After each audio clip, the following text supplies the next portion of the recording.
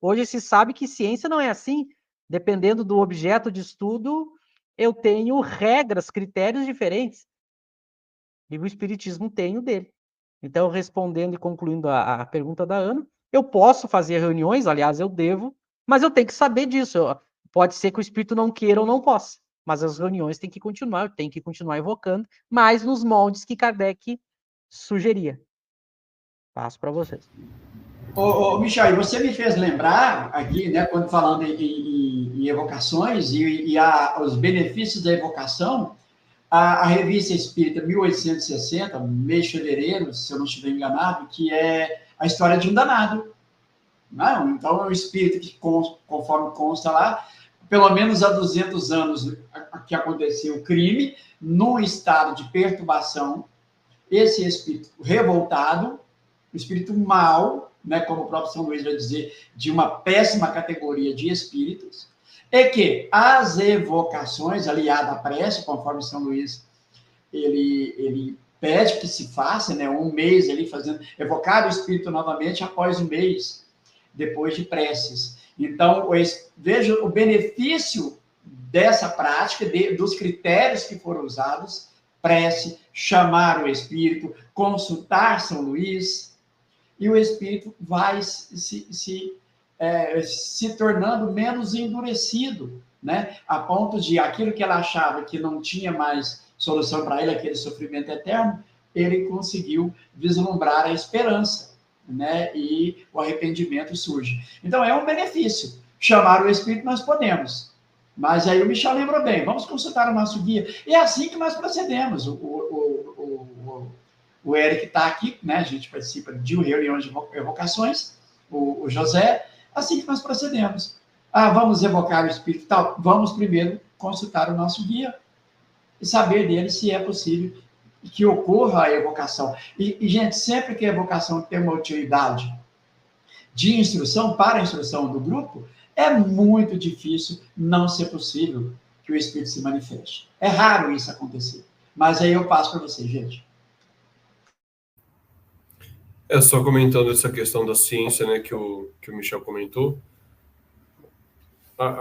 Como ele disse, no século XX, acreditava-se que você deveria ter encontrar uma definição de ciência, uma definição única de método científico, e aí bastaria replicar essa definição única que você estaria fazendo ciência, mas depois percebeu-se que isso é um erro, né, que a ciência é um empreendimento muito complexo e que cada campo de investigação vai ter um método próprio.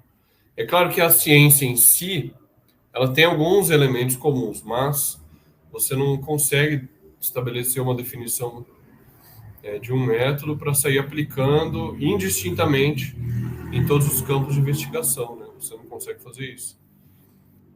Cada campo de investigação vai trazer peculiaridades, detalhes, características próprias e que você não tem como... Você só descobre na própria prática, né? Na própria investigação. Tinha mais uma coisa que eu ia comentar, mas me esqueci agora. Bom... José, eu queria te fazer uma pergunta dentro disso aqui, que vai servir para quem estiver nos assistindo agora. O movimento espírita, pelo menos quando se fala, dizem assim, o espiritismo é uma ciência. Mas será que entendem o que é ciência espírita? É uma pergunta que eu queria te fazer e para os demais aí, José.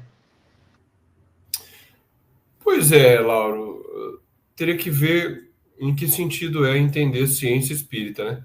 Eu acho que tem muitas pessoas que afirmam isso e que podem até conhecer os princípios fundamentais do espiritismo. A pessoa conhece a obra de Kardec, conhece qual é a concepção de Deus, de alma, de vida futura, etc.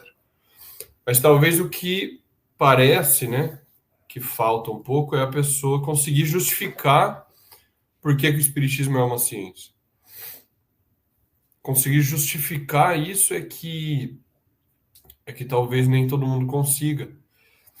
E por quê? Porque as pessoas têm essa ideia de que o espiritismo tem que ficar se se assemelhando às outras ciências, né? A física, a química, a biologia.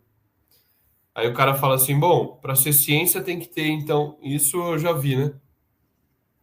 Para ser ciência tem que ter publicação de artigo, porque é assim que a academia é feita hoje, né? A universidade, as pesquisas científicas são realizadas no Brasil, sobretudo dentro da universidade. E aí a maneira como a universidade se organizou para realizar pesquisa é principalmente a partir da publicação de papers, né? De artigos científicos. Só que existe todo um critério para você publicar um artigo numa revista científica. Você escreve um artigo, aí você submete, você manda para aquela revista. E aí vai ter o que eles chamam de revisão por pares. Ou seja, algum outro pesquisador que domina o tema que você está escrevendo vai avaliar o seu artigo e vai submeter ele a um escrutínio para ver se aprova ou não a publicação naquela revista. Pode ser que ele aprove, ou pode ser que ele devolva para você fazer alterações para melhorar o artigo, e aí sim ele vai à publicação. Mas geralmente é o que eles chamam de revisão por pares, e é uma revisão cega, ou seja, você não sabe quem é o cara que está revisando o seu artigo. E é tudo para tentar garantir uma certa independência e um rigor nas publicações. E faz todo sentido para a academia. Só que aí a pessoa pensa assim, bom, se isso ocorre na academia, para o espiritismo ser mais científico, entre aspas, se é que isso é possível, vamos reproduzir isso no espiritismo também. Veja, eu não estou nem dizendo se isso é errado ou é certo. O que eu estou dizendo é o seguinte, é muito comum os espíritas tentar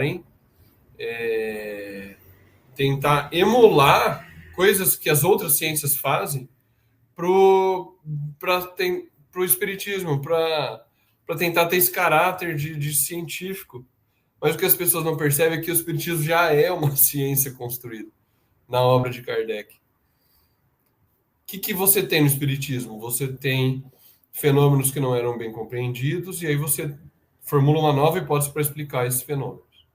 Estou falando ali do momento da descoberta, do início da ciência. Isso é um tipo de raciocínio que existe em todas as ciências. Que é o Cosme fala bastante disso, e eu tenho estudado também. É um tipo de raciocínio que chama abdução. Tem nada a ver com alienígena, com extraterrestre.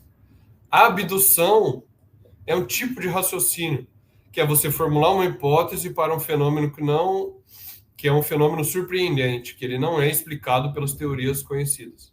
Aí você formula uma nova hipótese. Caso essa hipótese seja verdadeira, se ela se adeque bem aos fatos, ela passa a ser eleita como a melhor hipótese. Porque, em geral, nesse momento de descoberta científica, você tem várias hipóteses concorrendo, que é exatamente o que aconteceu com o Espiritismo.